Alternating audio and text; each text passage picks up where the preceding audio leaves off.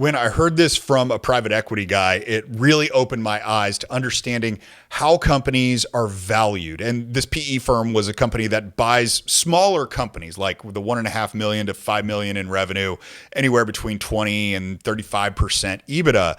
And this had to do with something that I actually see a lot of founders and a lot of companies have that is a massive value detractor from what the PE firms will pay. And the metric here is key man risk. Key man risk is essentially how much is the founder responsible for as it relates to keeping the business going.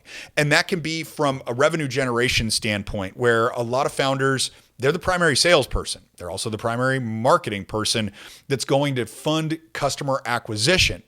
A lot of times the founder will also be like service led, where they're still responsible for maintaining some key client relationships. Maybe it's like the whales.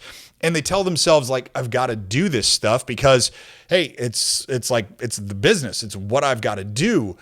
But they're not realizing how much that waters down the value of the company.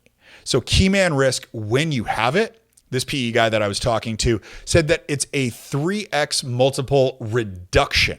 So if you're not familiar with how PE firms evaluate companies to buy, it's usually a multiple on your earnings before interest, taxes, depreciation, and amortization, EBITDA, fancy word for profit. And that will be some multiple. And that's 3 to 8 to 12, kind of depends on the industry that you're in. But if you have key man risk across the board, that's a 3 times multiple detractor when you have key man risk. So that should be evidence enough alone, if you ever want to exit, to be able to say, all right, maybe I shouldn't be doing all of these things. Because when you've got other people that do it and the business can run without you, which may seem like a really long way away for right now, but when you've got a business that can operate without you, it exponentially increases the value of that business, not just to you, but to the person who's going to buy it.